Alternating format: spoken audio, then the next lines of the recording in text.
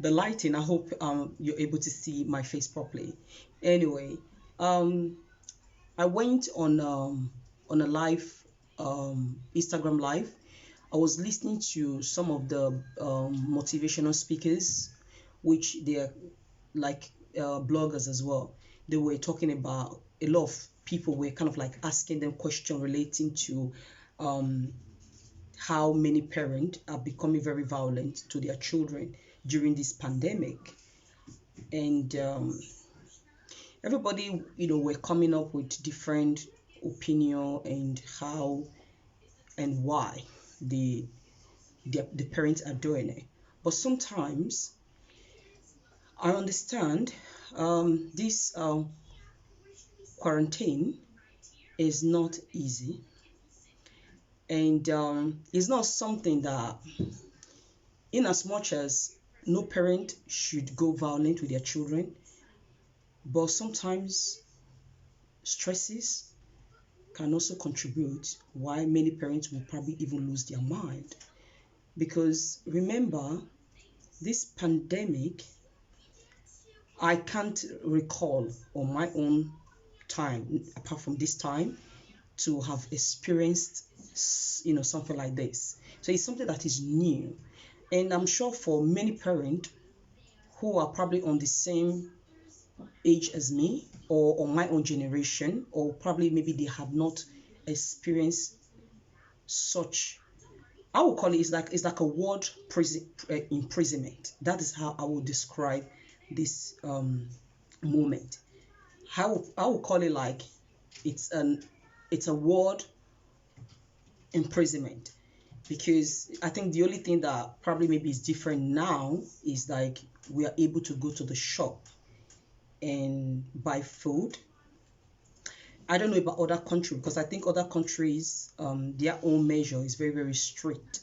But for where I am, we are able to go for, like, if you're with your family, but still you still have to maintain, I think, 3 meters distance, between each other, whereby you can go to the park, but it has to be based on you are going to exercise. And now, for many parents who are not used to, or because there are some parents that probably would think they don't have the time, they are not in the mood to go outside to for fresh air. But there is something that many of us don't understand, that going outside for a fresh air is not only to just go because you need to leave your house. There's a chemical that it does produce in our brain or in our body that we probably not even seeing it. That's the reason why when you go outside and just get fresh air when you're even angry, you realize that by the time you come back, the way your body was when you were so angry, by the time you come back home, you will calm down and you start seeing things in a different way. That's the reason why it's very good for you to have a contact with nature. And remember, with children, their brain has been used to going outside all the time to play, to socialize with their friends, and have fun. But there are certain things that we have to understand as a parent, in as much as it's difficult for some parents to probably maybe see that way, that children will not understand certain things the way adults will understand it.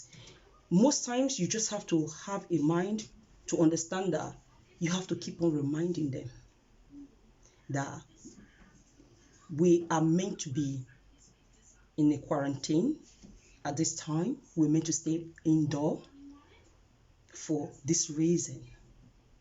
It's a constant reminder. That's the reason why I always encourage parents and everybody that try to have self-awareness. When you know who you are and you know what presses your button and you know what can trigger you, you'll be able to walk through those things so that you can be able to understand that, okay, now I just have to explain myself a lot of times, because this is another person that will probably not understand what I'm saying or what is going on. But you have to develop that patience and understand that I have to be able to make this person understand or this child understand. So now the children are stuck. Even when you say using, like when the government are saying that people should use their devices, people should use their computing, their mobile phone, people get tired, people get fed up, people just get bored. It's like before, when children have restrictions, say you cannot use it, you have to use it same times, don't use it anymore. They crave because their body wants what you're rejecting them from having. But for the fact that now you've make it available for them, that they can use it anytime, their brain now is now rejecting it because they've come to a point that they know that we can use it as much as we like. So now their brain wants something else now. Their brain is signaling that, no, it's like you saying to a person that you need to eat it, like you, it's like, for example, a person who eats in a certain restaurant that they love eating, right? If the restaurant open, for example, like once in a, maybe for example, if you're able to go to that restaurant maybe only one time a week, your body will want the possibility that it can be able to have access to that restaurant all the time, because it's not programmed in a way that it can be able to go to that restaurant, because it doesn't know that it doesn't have the money to be able to go. But as soon as the body understand that, okay, financially I can afford it to go to that restaurant every day, then the body will now start craving to go to that restaurant every day. So when it comes to children, in as much as I understand, it's a very challenging for many parents, for single mothers. It's not easy for them. I understand. But remember, your children need you. If you cannot put your emotion in place, you would also create so much anxiety on your children, because they are even confused as you are confused. They are also worried the same way you are worried. They also don't understand what is going on, just the same way you don't understand what's going to happen next. But for the fact that you are able to adjust, you are able to work with your children, you are able to let them know that, okay, even if you're not in the mood, but just remember one thing, that you are now responsible for the life of other people. You are now responsible for not just you anymore. You cannot be just the mother now. You have to be the carer. You are now responsible. You are not the cleaner. You are not doing everything you want. You are not the teacher at the moment. It's draining. You can't argue that. It is really draining. But one thing you have to understand is that they need you. You have to find a way to understand that even if I'm not in the mood, but this is what I've signed up for, I will have to take them out. I will have to make them also meet their needs, because they also have needs just like you have needs. Sometimes you want to go to a party, your body feel it, your body is feeling for it. That's the same way with children. They're human beings as well.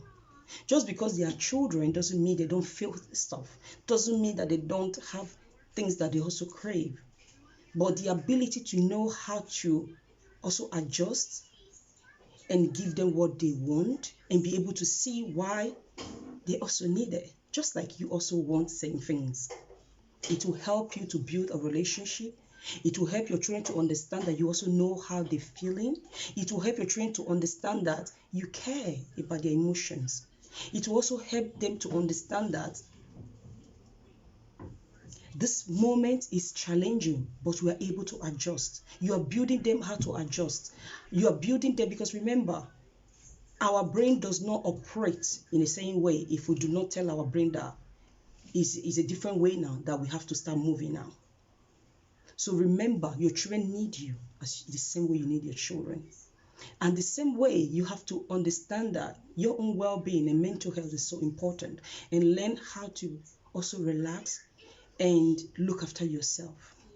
Try as much as possible, even if it's challenging, because you are carrying so many different things right now. or you are dealing with so many different issues, right, or challenges. But remember, you have to look after yourself as well. Because when you don't look after yourself, you will not be able to look after the people who are also relying on you. That's the reason why the smile on your face is the encouragement that you're giving to your children. The smile on your face, the laughter, the way you're able to go out of your challenges and smile, you are giving hope to your children that it's going to be fine. And these are the things that you will all remember tomorrow when it gets better. That we came across a situation that was very challenging, but we make it through. We went through it and we came out. When you're about to lose it, try to detach yourself immediately and go a separate, maybe a room, and just find something positive and think. And I'm telling you, you will come outside, you look at the face of your children, and you know that you will go through it. We will go through it. You will go through it. This is part of life.